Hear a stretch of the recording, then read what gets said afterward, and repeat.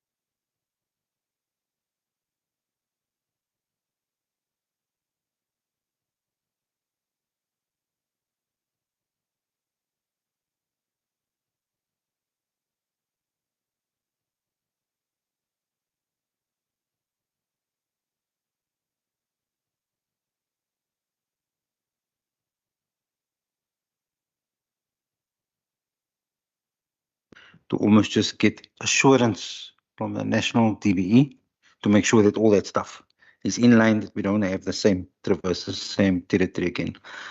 Other than that, Chairperson, basically the department delivered on 37 out of 38 indicators. So from performance point of view, we're quite happy. I think it was just that slip up that unfortunately was an error by our official. But that's it. Other than that, Chairperson, we're happy to be here and thank you for the opportunity. Thank you for those introductory remarks, members. We did get a briefing from the Auditor General, so link the information that we have in the briefing document to the pages, please. I'm allowing 2 questions per member. 3 members at the time. And please, when you do ask the question, please give the page number so the department can respond on that. So members, we are dealing with governance first, and that is 153 to 170. Members, over to you for questions. Member Leon van Wyk is first. Over to you, Member van Wyk.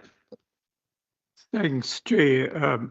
I think in the opening remarks, we've already touched on some of the audit outcomes that we've had. I'm sort of just looking at management of risks on page 159, and I know we cover further in the report, we cover some of the rest of the audit matters. So, I'm just wondering if we perhaps just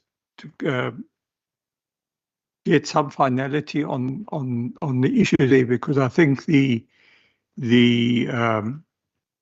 I indicated in discussing this matter with the audit committee and with the AG, the fact that you are dealing with many risks. It is the fiscal risks and the growth risks at the same time, but one has also got these internal governance issues that are quite important. And I think naturally from our committee's point of view, we would like to have that full understanding that these risks that the auditors have raised are being dealt with and being implemented, so that we don't have anything that sort of blemishes the very good work that's been done on a very wide front there.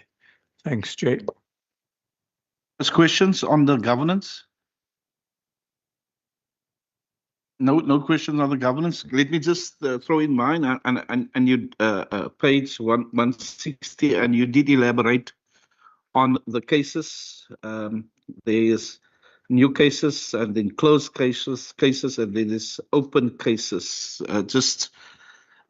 Because this, just tell us, how far you with it. Is it completed? Those cases that we have, it's also then on page 161.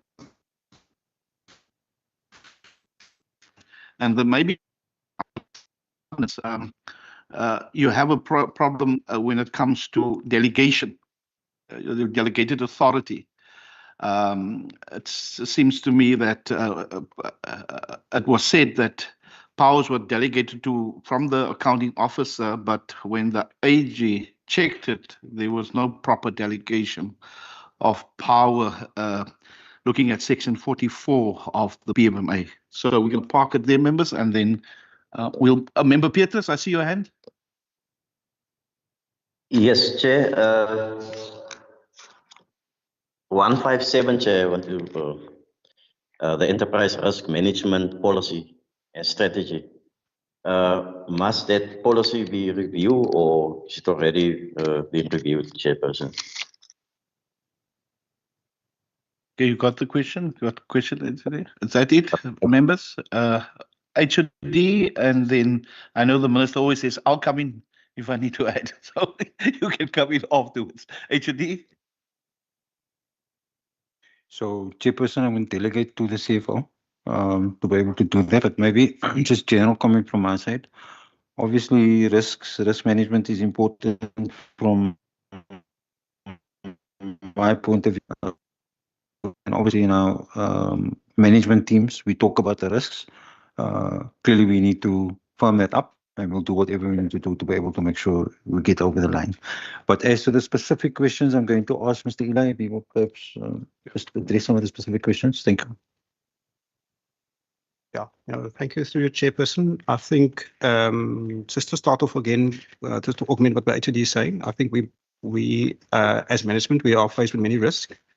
However, the audit does introduce other risks, because the Auditor General obviously look at financial risk specific, but also specific to their scope of work as well. So that's not necessarily that sometimes we are aware of some of those things, but as we become aware of, we try to respond to that. So what we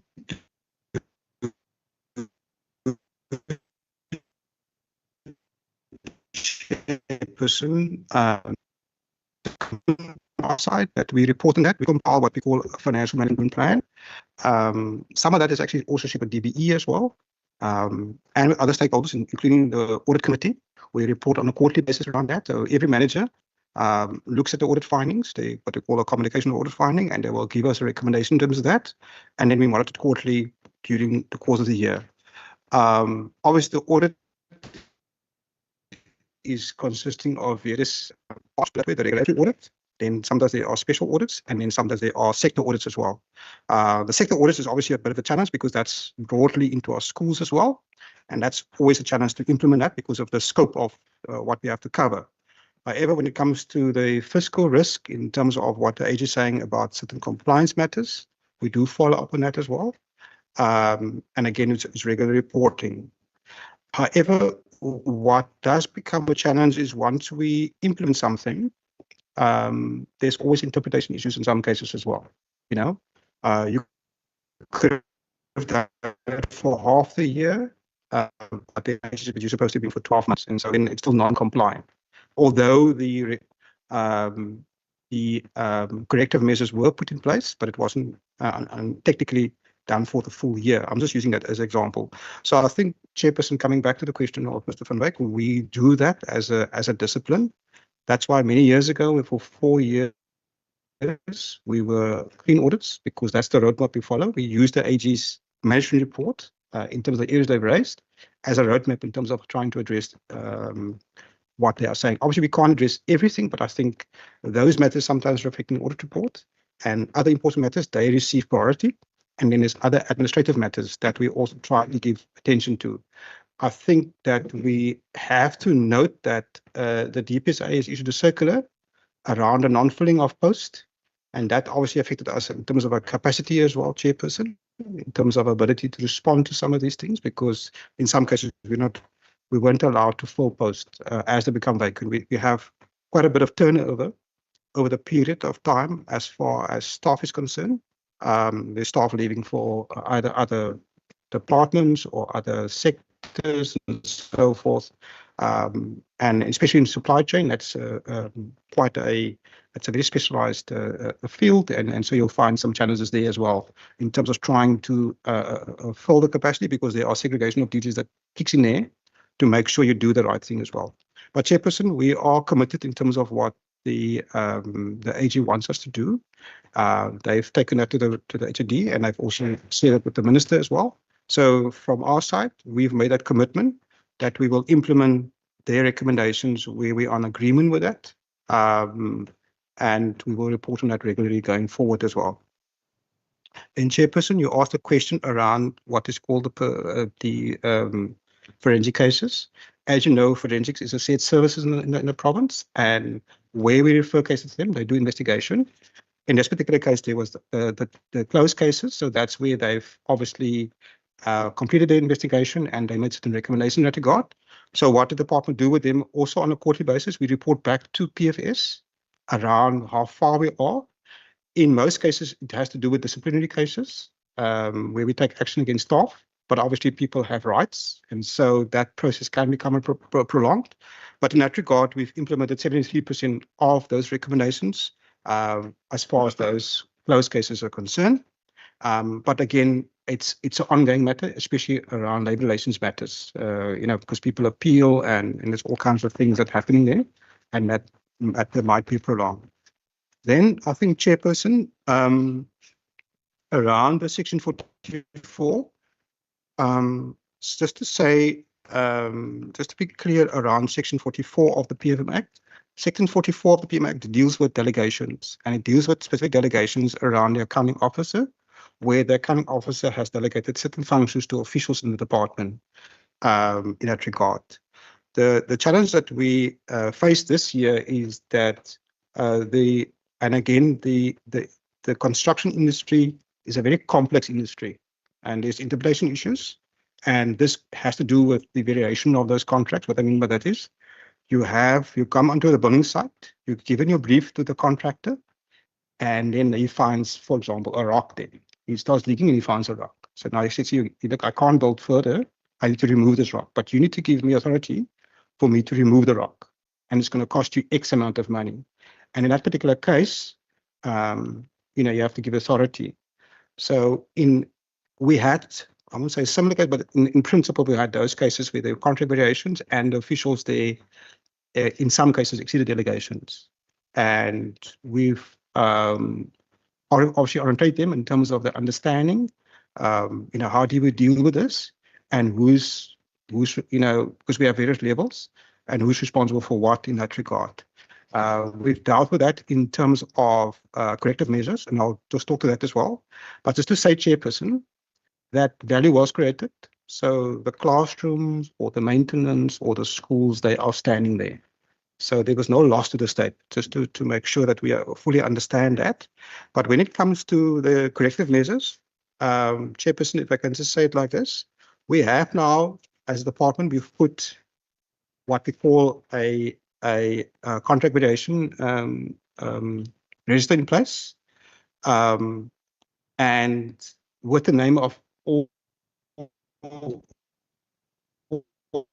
delegated officials that signed those, and that we can have. We've also asked the chief director then, who's about that, to supervise that particular area in terms of making sure that whoever was supposed to have authorized that she checks it as well on a regular basis.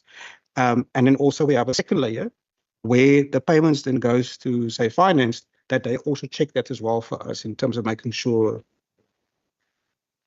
that the correct officials have signed where it's appropriate according to the expenditure levels. So we've done that as well.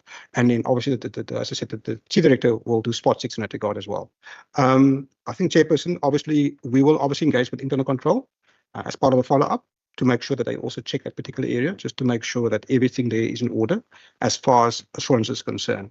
And then obviously the regular reporting around that will also happen where we have those cases where it exceeds particular thresholds as well. So, Chairperson, we have put corrective measures in place. It's unfortunate. However, the disclosure of financials in terms of the reporting framework, we have to go back into the prior year and report accordingly. And that's what the department has done in this regard as far as the financial sectors are concerned. Thank you. Then the other question is around the ERM policy. We have an approved policy, which I think the Accounting Officer approves every year or two as whatever those intervals are. So we do have an approved ERM policy. The shared services, the ERM unit by .P, they provide us with that service, and they make sure that we have all documentation in place, and then the Accounting Officer signs the appropriate policies and plans that's required by legislation. Thank you, Chairperson. Questions at Member side? No, Chair, thank you very much. I think much of what I wanted to ask has been covered, and I don't have too many follow-ups, but just for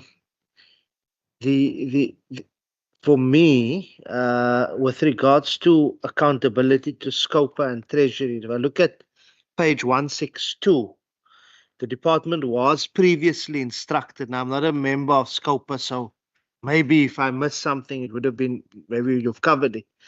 But the department was previously instructed by SCOPA to submit a report on irregular expenditure, condonations, and investigations.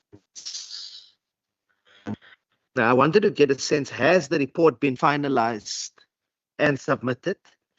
And what portion of the, and I raised it, I think, in the morning as well, of the 186 million, or just under 186 million, has since been condoned, recovered, or remains under investigation?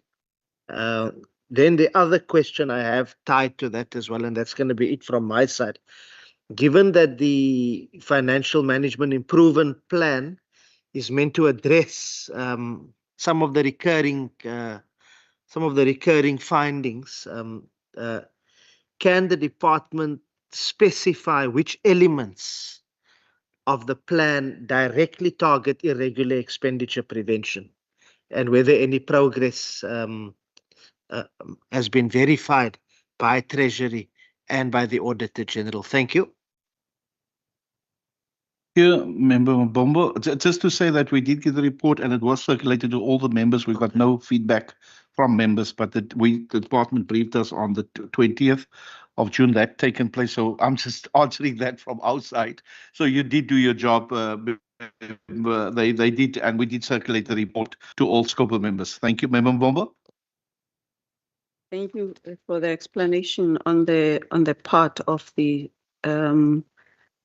PFMA 44, because it has now created an additional to the findings that had to do with the POs. In terms of the PDOs not meeting some of those, because in the previous year you had no material findings, but you in terms of the compliance, but the performance, although you have achieved most of it, but the issue, it was also on the PDOs. So the question for me, it's about the PDOs of this financial year we're busy with, and those of the previous financial year, because for this one, it's related to the languages. Indigenous, but where the rationale for not doing that, it's the determination of whether to include specific performance indicators in the annual performance plan is within the executive discretion of the department. So now, at what extent, if now the performance of those indicators depend on the executive, specifically the availability of reading material for grade 3 learners in indigenous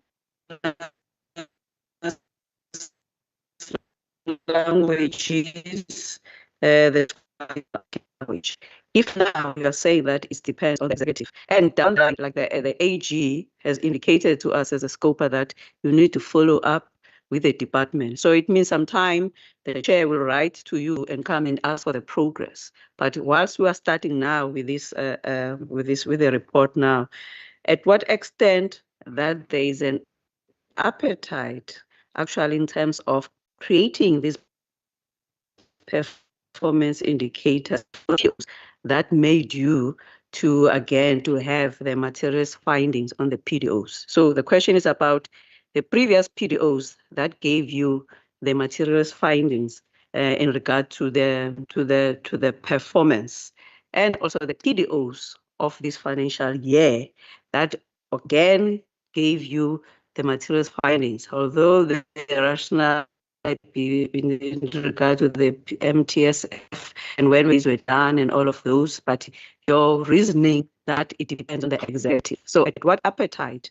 Because down the line, AG is going to ask us, what did we say to you in regard to that? And then the entry, the new entry one, it's about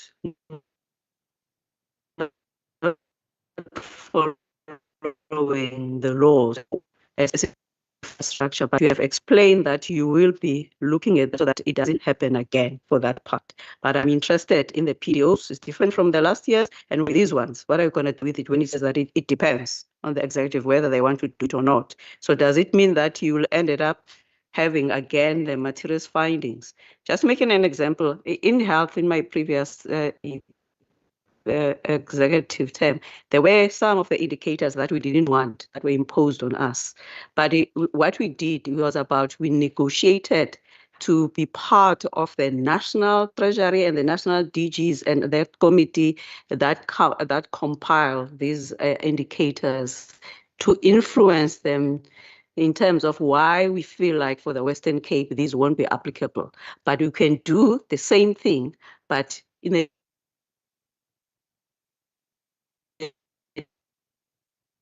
different way, an indicator that won't yield much. So the point I'm trying to is that what are going to do with those, because they're going to come back and say the issue of the African languages, indigenous language, and the grade 3 material and all of those is not there. So is there an appetite around that? Thanks. Thank you, HOD. Over to you.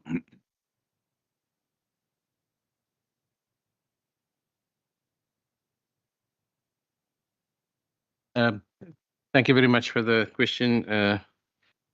So in terms of the MTSF indicators, because there were 3 indicators from the MTSF, only one of those MTSF indicators are now within the MTDP. And as part of our annual performance plan, we have included the actual indicator within our annual performance plan for 2025-26. That is the marginalized languages within schools. So that was the one that we've actually included within the annual report as MTDP 701. The other two are no longer part of the MTDP indicators. Hope that answers your question.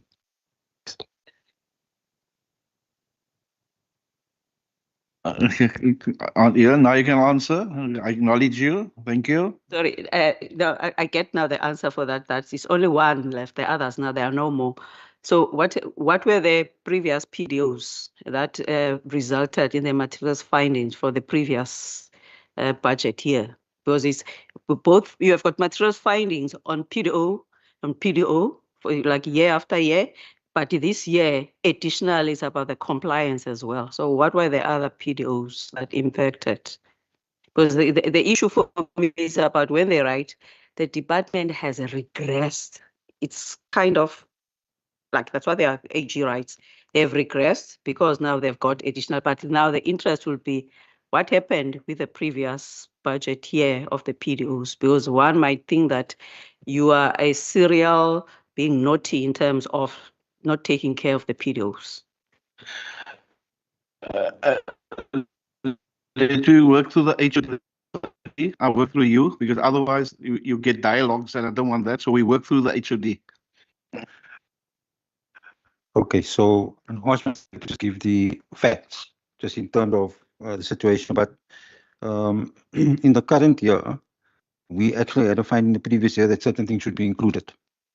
So then Mr. De Vega obviously went through a process to try and include the indicators. But we did include indicators, Chairperson. But an error was made, just a human error. Those three somehow escaped the net. We didn't include those things. That's why we got the finding. Mr. De Vega, I don't know if you want to add. You covered me largely, but in terms of MTSF came to a natural conclusion with the elections of the 7th administration. So therefore, the MTDPs are now the new priorities for the 7th administration. And within the MTDPs, together with DBE and DPME, we are now working through ensuring that all of those MTDPs are within the annual report. The sector hasn't been standardized for 3 years, and I think this is the first that we've actually been standardized now because we've been working very closely together on ensuring standardization of the indicators. So to just short circuit that answer, in terms of the repeat finding, the repeat finding is linked to the fact that the MTDPs or those indicators linked to the National Development Plan 2030 were not included, but they were not included because they weren't mature enough for us to include them within our annual report. But as the HOD said, it was also an oversight on our side to not mention them in our annual report as such. Thanks. Thank you. Is there any other questions on that? Member Syed? Thank you, Chair. Chair, just as a follow-up, could the department probably confirm with us whether any of the irregular expenditure for the 2024-25? We're going to get to that. We're going to get to that. No. The next section. What page are you on? No. It is a follow-up from the entire issue of irregular expenditure. But you see, when you work with PMMA, we come there, then you can go into detail there. Okay. No, so I just want to cover governance. If we're done with governance, we're going to come to. I know you linked to the issue of non-compliance. Yeah, but rather work it under PFMA compliance. Okay, no, right? That's fine. So we're going to do that. Okay, so there's no other questions on the governance. So we're moving over to PFMA compliance 207 to 244. So member Syed, you'll get the first opportunity. How's that? You'll get the first opportunity. You can go first.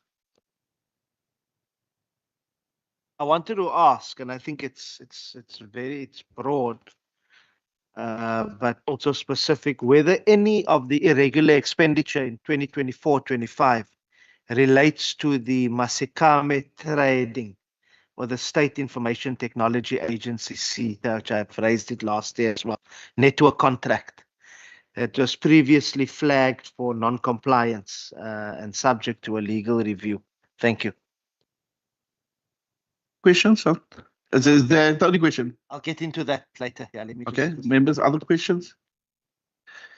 Okay, if I can just ask, I know the HOD always says it's a small amount if you look at the big, but fruitless and weightless expenditure, you'd never get value for money there. No, tell us, page 211, did you get value there? Because there's a difference. We know the difference because irregular expenditure, you get value for money, but fruitless and wasteful expenditure. On page 211, if you can just elaborate on that.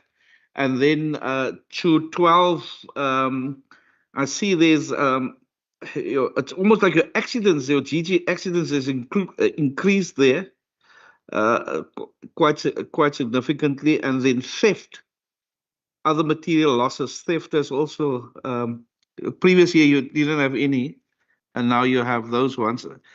I don't know if that's 100 questions. Can we ask the HOD? HOD, over to you. Thank you very much, Mr. Ile.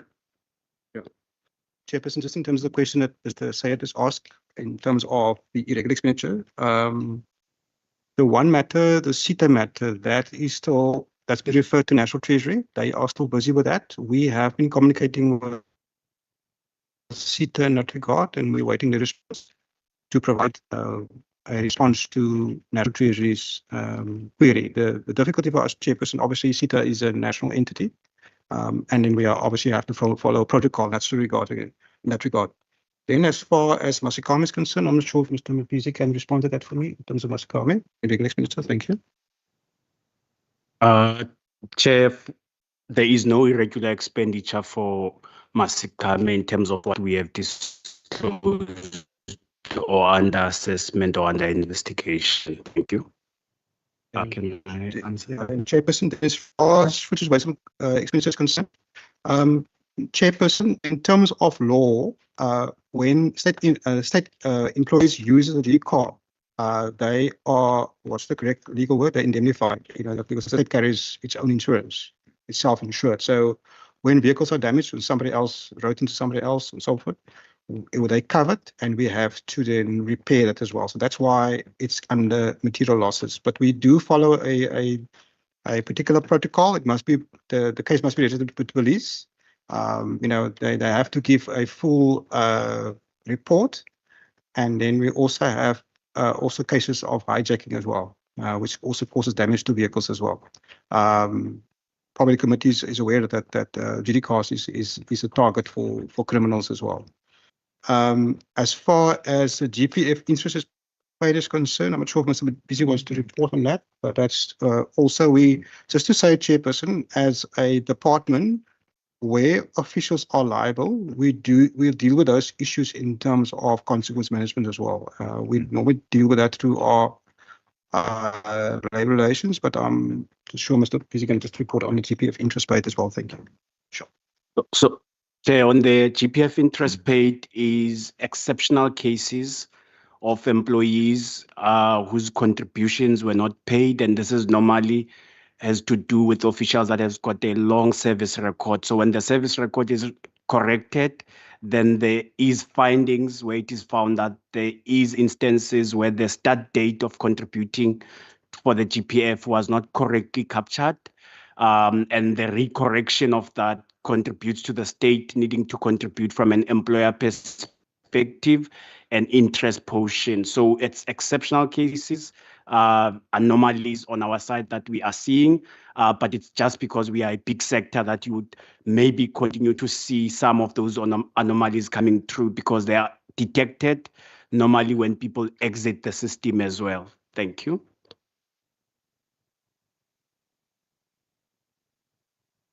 Member Mabumba, over to you. In 213, the later non-payment of suppliers. I always picture Auntie Sarah's who are the small businesses. Whilst it might be minimal, we congratulate the department for at least paying most of their suppliers. Because if you look there at the number 4 of that table.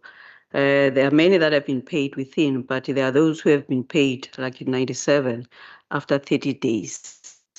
It's understandable when it's related to when they don't meet the laws, for example, the tax and all of those. At least you can say it's their fault. But here it's about system challenges, including system downtime and connectivity. So it means that it's your fault in regard to that. So I'm not asking a question, but just to think that with a small business, for an invoice that does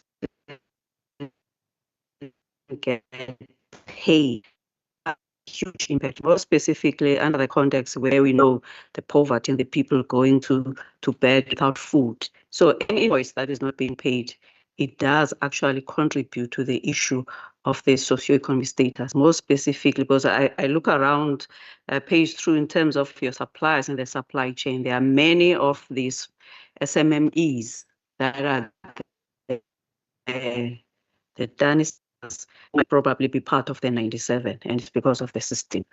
I'm not asking for a question, it's just a comment. Thanks. No, previously, I asked a lot about that, but I try to work on the percentage because I know they like to work on percentages. It's this percentage of that, so I try to work on. But you've got a valid point, member. I'm just saying I tried to work on the percentage there. What did they not? What's the amount they did not pay? So I'm just going to member Petrus. Then I'll come over to you, member side. Member Petrus. Thank you again, Chair. Chair, page 214. I see there's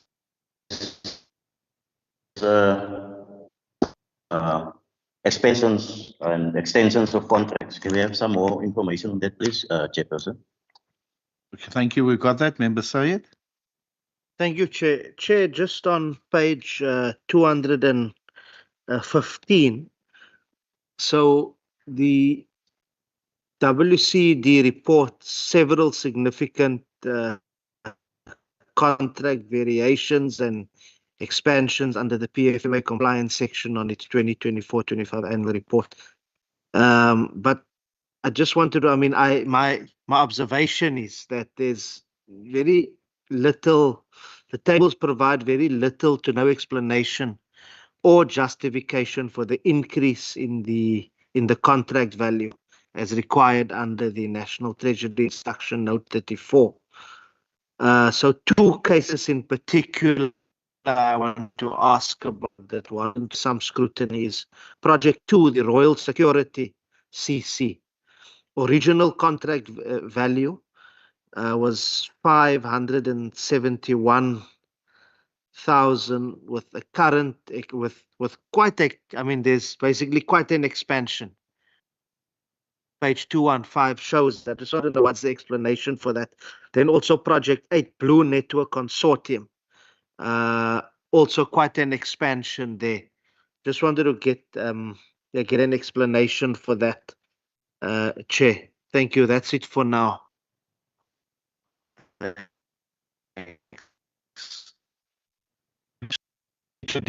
With you. Chairperson, just if I start off, and I noted the members' comment around the payments, and we monitor that on a monthly basis,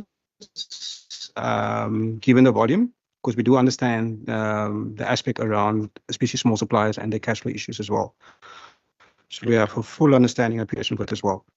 Then, as far as the question of page 240 is concerned, extension of contracts, Chairperson, just to say, it was the PFMA framework and also in terms of contract management, contract extensions are allowed. And also we have to, if it's above a certain threshold, we have to report on that as well. So this report here gives a lot of transparency to it, and the way we're reporting it on here is according to the National Treasury template as well. So this is what requires the report, and therefore, Member Sayed's question around the justification, that justification will be for every contract where we extend. So depending on the level of delegation, normally contract extensions will go to the HOD with full justification. It would have gone through the bid committee, and then to myself and the SG normally for sign off, just to make sure that we understand the reasons for the contract extension, that it's valid, and if there was a legal opinion that we require in that regard, we would have done that, and we would have applied our mind before we make the approval around a contract extension. But just to say that the contract extension obviously is a legal process, and in some cases the AG also looks at these aspects just to make sure that the department complies with the aspects. Then, as far as the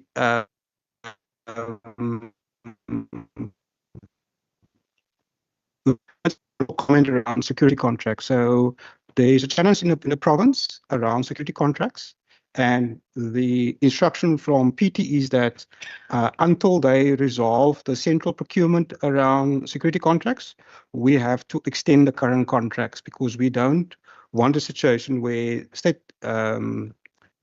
buildings and property is damaged because we don't have the necessary security in place as well. So that's the main reason why you will see in this table where there are especially extensions around security contracts as well. Then around Blue Network, can I just ask my Director for Supply Chain, Mr. Brain, if you can respond to the Blue Network contract extension? Thank you. Thank you, Mr. Ela. Chairperson. So the item at number 8 is in relation to the annual price increase on the contract. So annually, the department is by contract, we must consider the price increase. And similarly to the process Mr. Ela just explained, it goes via our bid committee structure prior to it being submitted to CFO and our accounting officer for approval.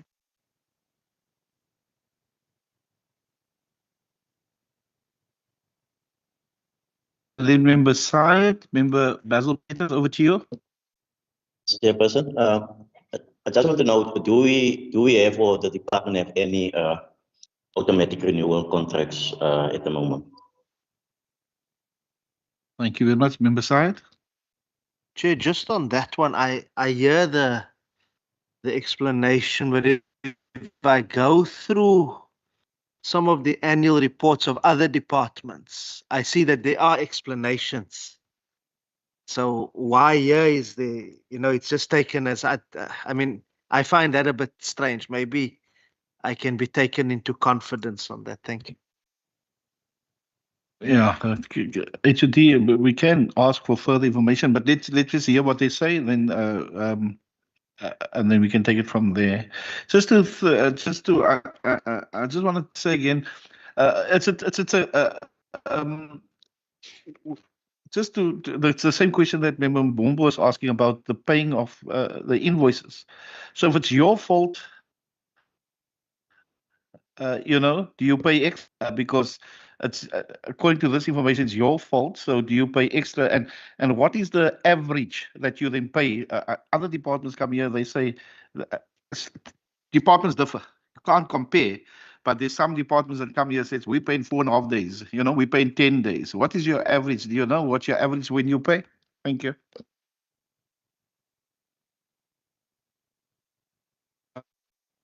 Thank you, Chairperson. Just around the questions, if I can start off with automatic renewal contracts. I'm not aware of those type of contracts in our particular case, Mr. Brain. We don't have automatic renewals.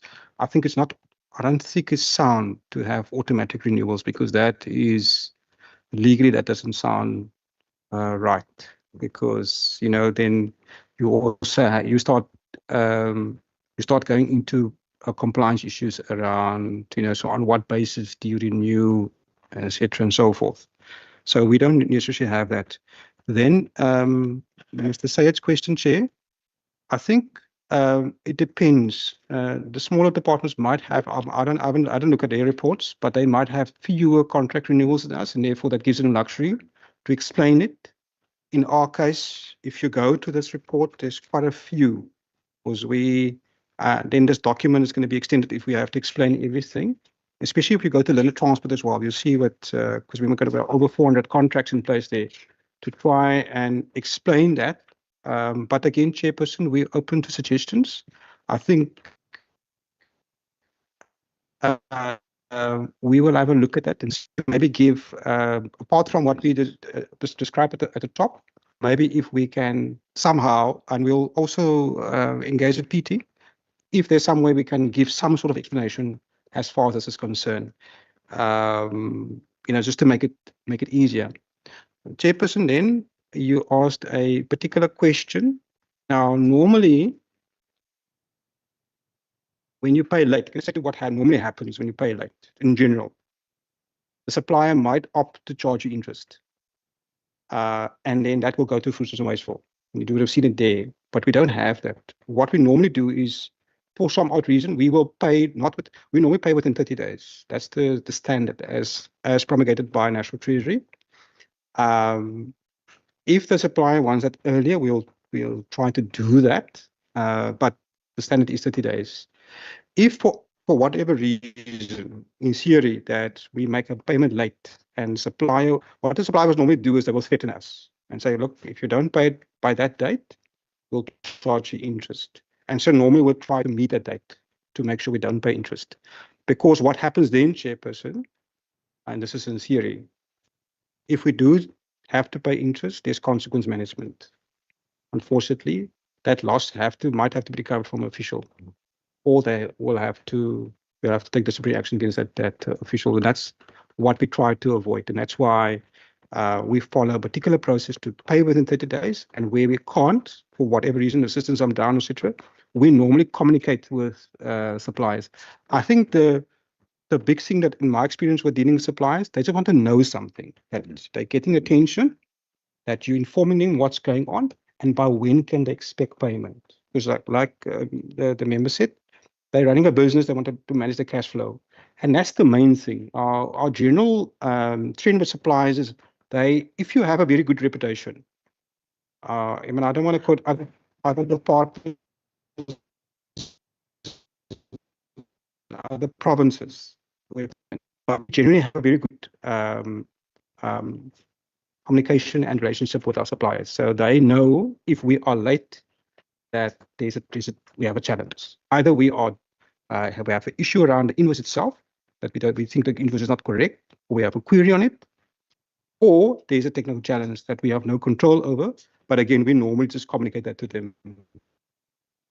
Say, look, we've got an issue, and if you can just please bear with us while we sort out technical things, because we are, Chairperson, BAS is not our system, it's a national system. Logos is not our system, it's a national system.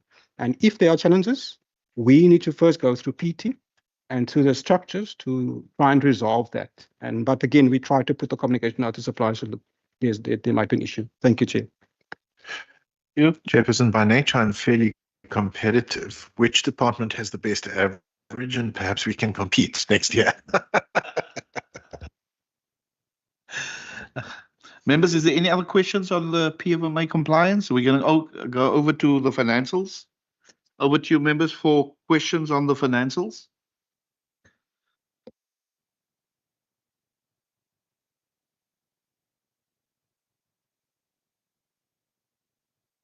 Yeah, 45 to 314. Member Mabombo first. Member Mabombo, over to you. Thank you. On page 268, funds, voted funds that needed to be surrendered to the revenue fund for that amount. Is there more explanation on that aspect of the funds that have to go to revenue fund for what reason? That is it.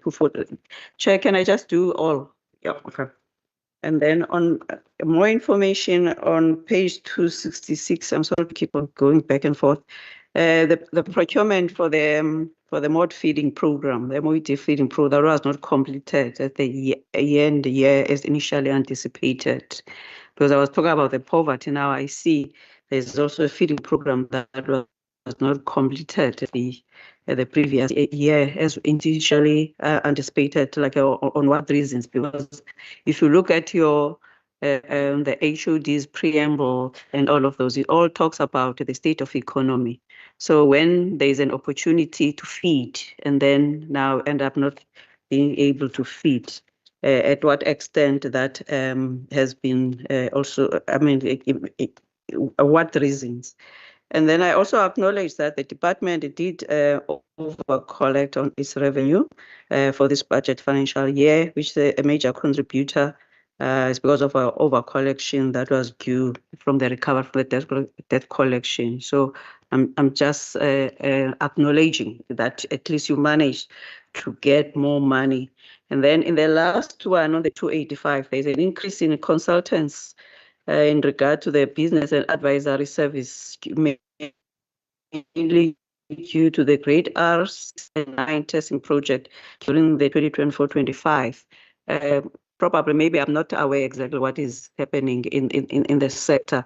Why would you have a advisory service? Because I'm making an assumption that you have got your own staff that are educated enough and skilled enough who could be able to do such. So why can't it be done internally that now we have increase in consultants for such? Thank you, Chair. Thank you, Member Van Wyk. Thanks, Chair. Just looking at some of the receivables that we have, and particularly, and I'm going to look at there's reference to receivables under note 10, 290, and then there's note 10.4, particularly ex-employees. There appears to be an element of debt there, receivable debt. That's under 10.4 on page 291. And I think there's reference then to debts written off and also impairment of those debts. Perhaps just to give us some form of background as to how those debts arise. And then contingent liabilities under note 17 to 93, various persons, claims against the department, something like 403 million. That's million. That's page 293. Perhaps just some background there on those aspects as well. Thanks. I'll give you now. Let's give the department. Then I'll come back to you, member side. Just HOD, over to you. Chairperson, just in terms of the member's question around surrender of funds, I'll ask Mr. Pisi just to respond to it, but I'll just want to ask or respond to some questions. The MOT feeding is not the main feeding scheme we have. We have unexpended in that regard, but we've asked for rollover. And just to remind ourselves that in terms of a rollover, you must have delivered the service, and hence you can then ask for a rollover. So in this particular case, the service was delivered, but the invoice wasn't paid at year end, and hence the reason for asking for a rollover as well. Just to say that the service was delivered. Then, as far as consultants are concerned, we outsource grade 3 and 6 testing because that's a specialized service. We also want to maintain our integrity around the independence of that testing as well. So we use outside service providers for that. They compile the testing bank, and they also administer the test for us as well in terms of the collection and making sure that schools do write it.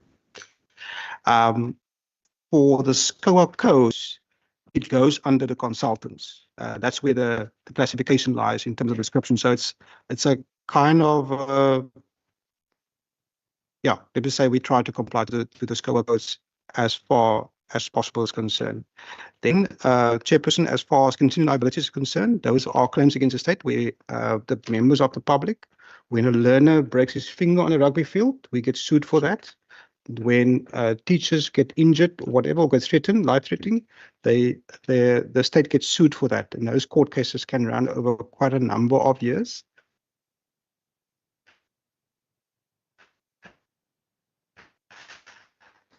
Some of these cases to deal with cases in and senior counsel in the court of law as well. In some cases, those cases never materialize. But yeah, it is there. We have to make provision in terms of the modified standards, just to disclose that for the general purpose as well. Can I ask Mr. Mpisi just to deal with all the other questions as far as the scenario of revenue is concerned and then receivables as well? Thank you.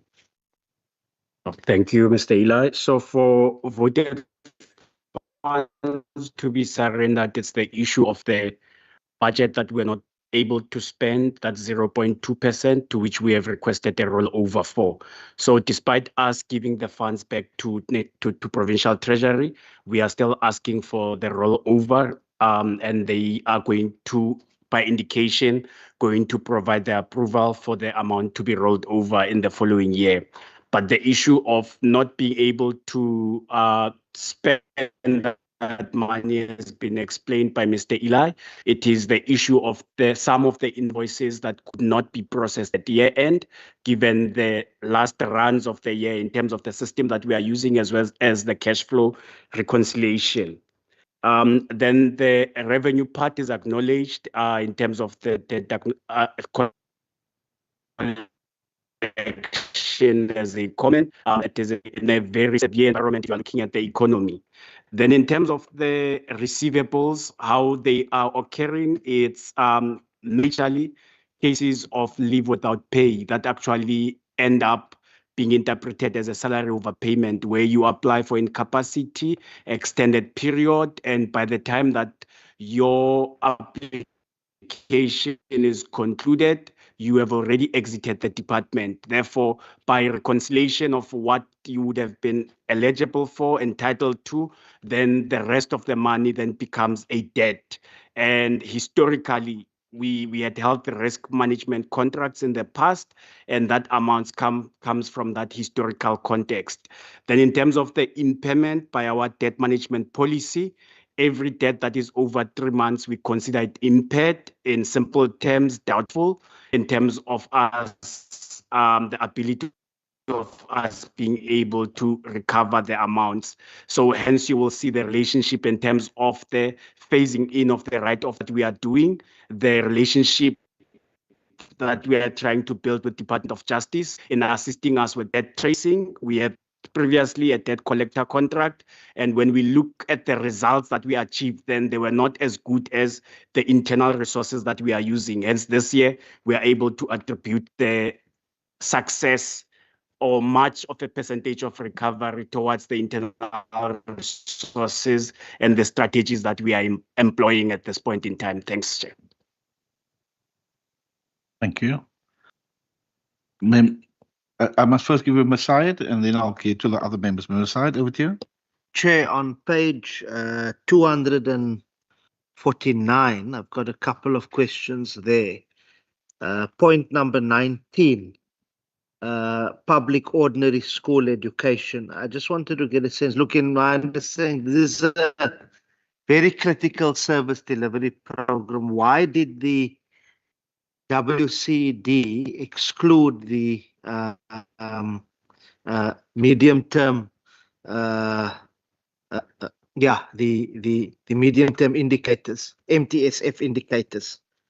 I just wanted to get a sense of that. Then in the table also, there's a part there indicating that the determination of whether to include specific performance indicators in the annual performance plan is within the executive discretion of the department.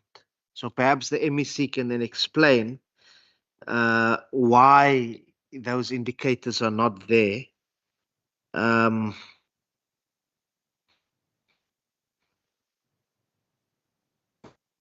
and see, look, okay, then on the next page, page 250, material misstatements, point number 23.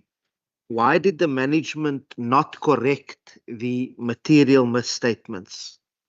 Yeah, just wanted to get a sense of that. That's page 250. Then also page 250, point number 28, expenditure management. Yeah, I think, look, there it's again much of the same that we've raised. Then page 251, point number 29. Some of the contracts were extended or modified without the approval of a properly delegated official. This was raised as well. But I just wanted to get a sense there as to could we get details on which contracts, exactly which contracts were extended or modified without compliance to the PFMA, what amounts were involved, which projects were these, and who authorized the extension and modification? Thank you, Chair. Opportunity, Member Van Wyk. Thanks, Chair. I'm looking at the appropriation statement for Program 7, Examine and Education-Related Services, 264. I noticed there's a reduction in the expenditure there from 1.46 billion last year to 864 this year. So, and the bulk of that seems to be in special projects that reduced probably by about 630 million. I suppose just a sense of what took place there. Thank you. Member Van Minden, was your hand up? No, Member Momombo. I think it's not a follow-up, but because the chief director spoke about when I was asking about the mod money, that for the rollover so that it can be used instead of just handing over. But there was also the money that was surrendered to National Treasury. I'm not sure whether I'm correct or not, but if it is there, I read something, there was a money to National Treasury. What was it for? And how much was it? And on why? Thanks. Thank you, HOD. So, Chairperson, I'm just going to answer the member said the first question that you asked about those performance indicators. Those were the performance indicators we had indicated in opening remarks that we had forgotten to actually include. Basically, it's the same indicators. We had indicated that in the beginning. Still there? Chairperson, there's a question around the delegations and the details around which contracts and so forth. We can provide it to the committee. The detail, we don't have it here because it's quite a bit, but we can provide that. Then in terms of the Program 7 issue around special projects, that was the Presidential Youth Initiative, which came to an end. And that's why that funding disappeared there as well. That's why it's sitting in special projects. As you know, that has been now revived again through some other name, but where that program is about putting assistants, youth into schools. We pay them, say, a stipend to be classroom assistants, assist kids with reading, a bit of maintenance as well around the school. There is initiatives around that as well. That's program. It's done by the new program. This one, what is done by the President, his office. They're running that program from a national perspective as well. Can I just ask then Mr. Mapisa just to respond to the other ones around the rollover surrender as well? Thank you. Sure. The second part of the amount that we had surrendered relates to the equipment in terms of the corporate refresh that also could not be realized at year end. So it was aligned to that. Then the other portion aligns to a cost containment that we also had over a period, which has been lifted now, which also caused a little bit of savings, which then contributed to the amount going back to the fiscus. So those are the two. We could not ask for the rollover for the corporate refresh, not for any particular reason. It was just the timing of the application and the consolidating of the invoices in order to prepare for the application. Thank you. Thank you. The answers, member side, your next round. Thank you, Chair. Just on 252, let me just to it. No, it's towards the end of the getting to it. See, I'm operating from my laptop.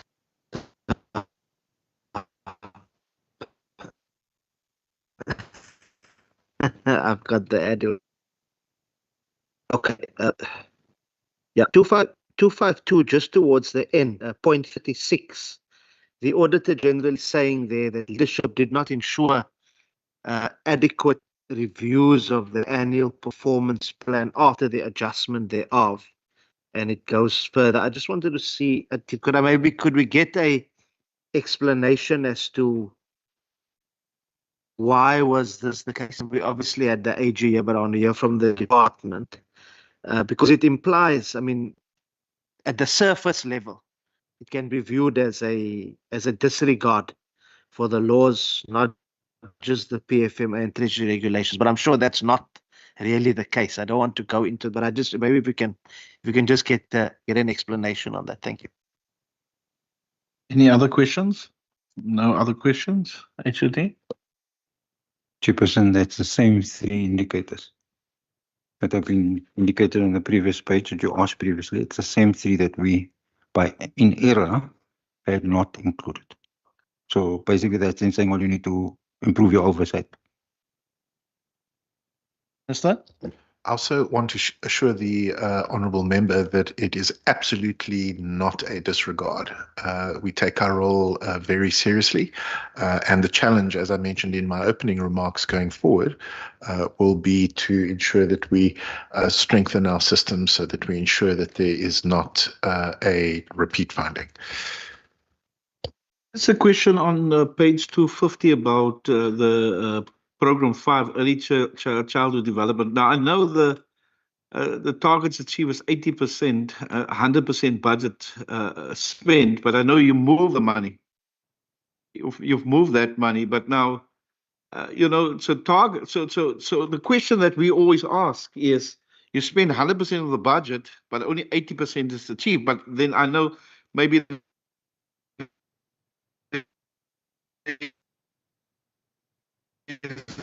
there's a gap somewhere else. If you say 100% of the budget is spent and you only achieved 80%, so how do a person explain that? Because somebody that looks at this, but they spend all the money, but they don't achieve. But now, if you go further in the book, you'll see, okay, they've moved the money, but not everybody will do that, because I had to check. So you have a gap somewhere else, and you take that money and you put it where it's more needed. Because am I reading it right? So because we've asked these other departments, because it's the same thing, but it's not a true reflection. So if somebody's not going to go into program 5 and see how the money is spent, this is just what you're going to see. So I don't.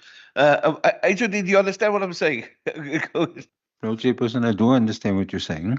Obviously, we have moved the money. So the question then is, in a refinement of this, would we ask the Auditor General to add a sentence to say we have environmented or moved the money? I don't know.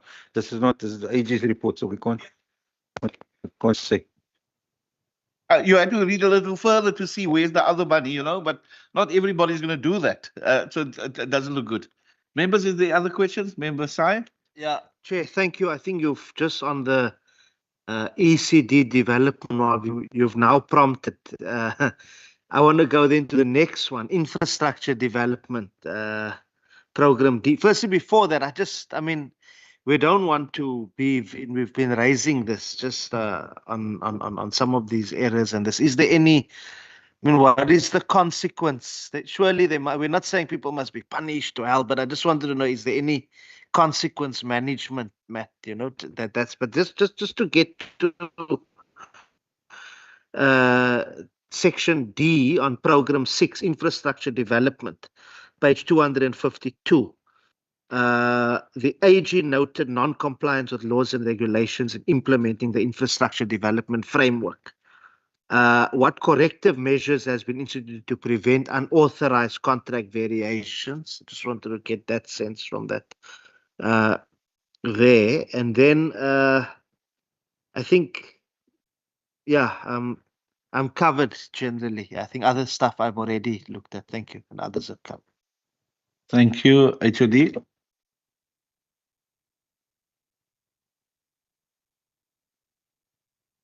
So, Chairperson, just to indicate on 36, there was consequence management given to the official involved. The verbal warning was given to the official, and it was obviously recorded in the diary that the verbal warning was given.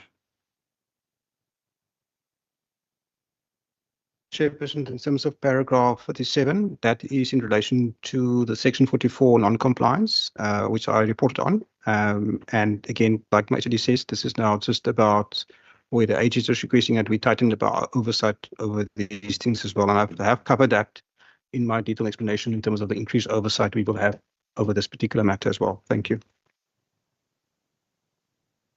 Members, other questions? Is that it? We call it a day?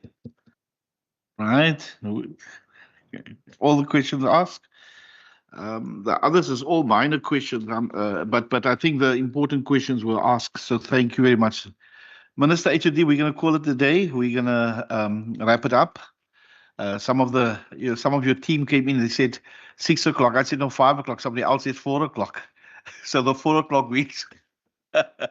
Minister HOD, over to you.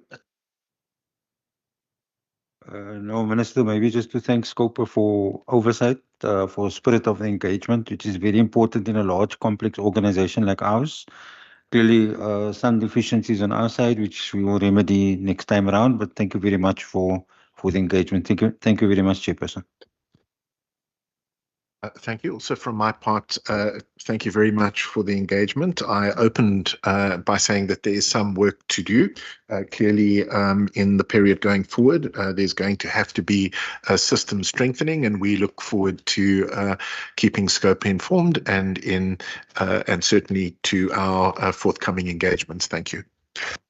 There's no members of the public. I must just do that for the record. And then we got a visitor. Member Side is going to do the thank yous. How's that? Member Side, you do the thank yous. Thank the department of the minister for the good work. No. Thank you, Chairperson. Normally that role would be played by the Chairperson, but it's fine. I think now look from my side as a visitor from the Education Committee, it's also just to thank the MEC and the department, but also I think just to say that we want to thank you for thoroughly participating in this process as well, because I think this is very much tied to the actual happenings and occurrences in our school. So the education part, which we did in the morning, one can see now how it's very much tied to this. So we want to thank you. We do ask some of the tough questions. It may be seen as if we are being repetitive, but as I said in the morning as well, we don't raise issues, especially in Scopa. And I know from the colleagues who are in Scopa, issues are not raised here to be vindictive. It's to ensure that there's improvement, because improvement at the level of compliance it may seem technical, but it's going to improve the levels of delivery for our learners and our educators. So thank you very much for your efforts. Thank you. There's some refreshments in the members' lounge. Just to let the committee know, I did speak to the minister and HOD about the video that's going viral with Milderton, and they gave me some answers. So from my side, from my political party, we're making a statement to say we engage. So because everybody's gonna ask, and send this video, and maybe Minister, if you just want to say some final words on that to give some direction. Thank you. Thank you. We are aware of the situation. The school has taken action, and we are monitoring that action. And any member that might have further questions about the incident, I'm happy to stay behind and respond to those questions. Thank you very much. The meeting's adjourned. Members, we'll just stay behind for some 2-3 resolutions, but I have some tea and coffee in the members' lounge. Thank you.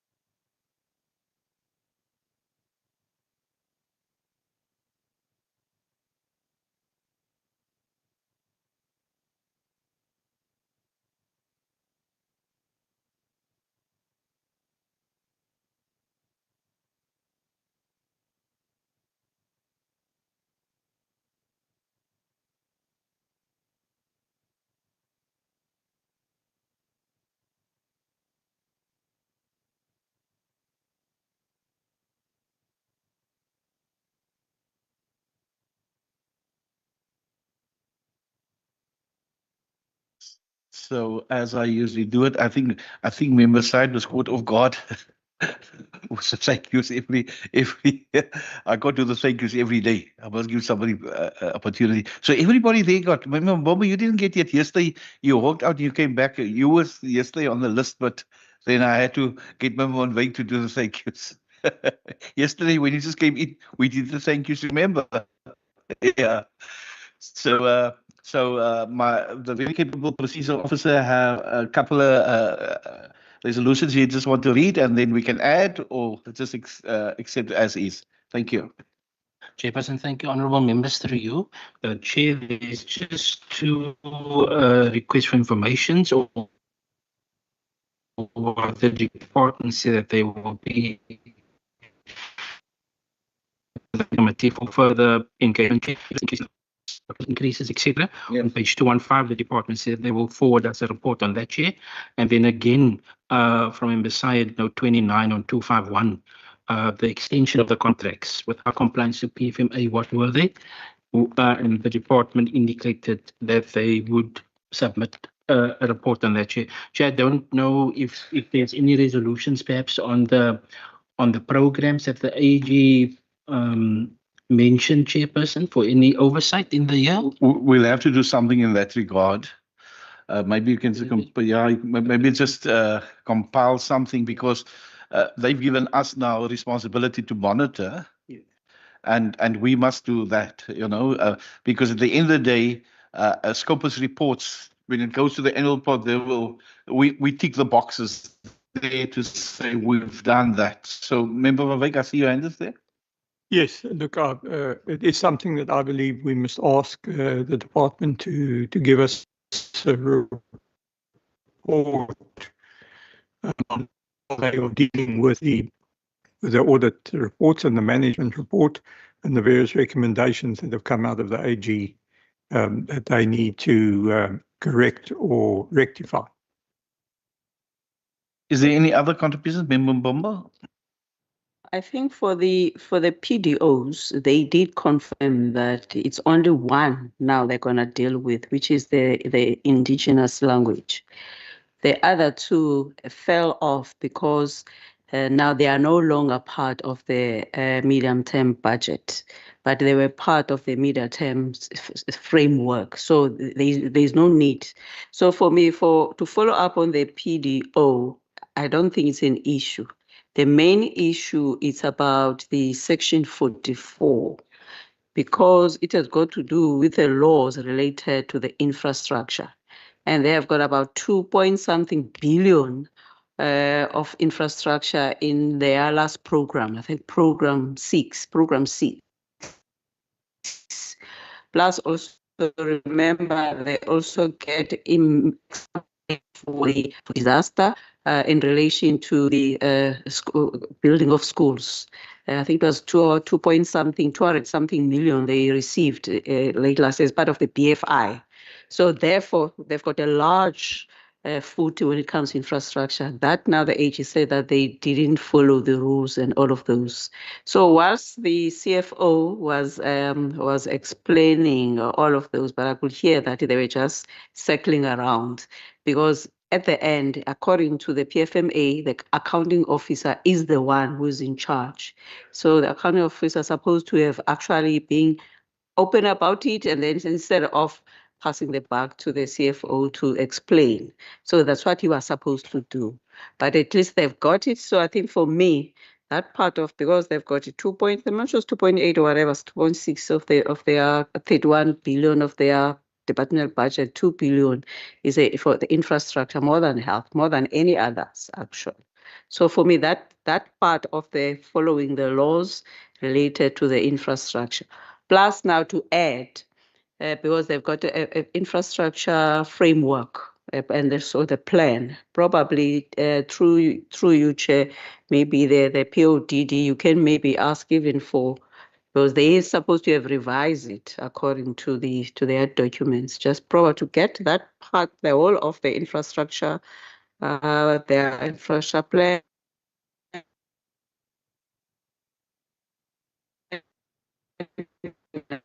Probably they present and also also part of the scope.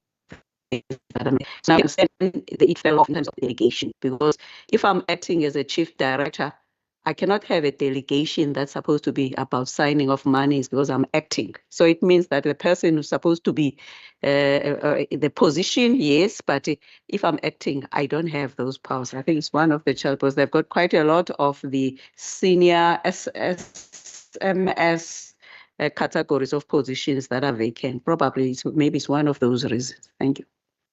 We come to member Basil Petrus. Thank you, Chairperson. Chair, I want us to include all the recommendations of the Auditor General on page 11 and page 12 as part of our resolutions, Chair. Thank you. We've got that. Thank you, Member Petrus. And then Member Side, we did include yours with the contracts and the values and that. So we did include yours. So members, that is it. Thank you very much. Enjoy your evening. There's refreshments here in the members' lounge.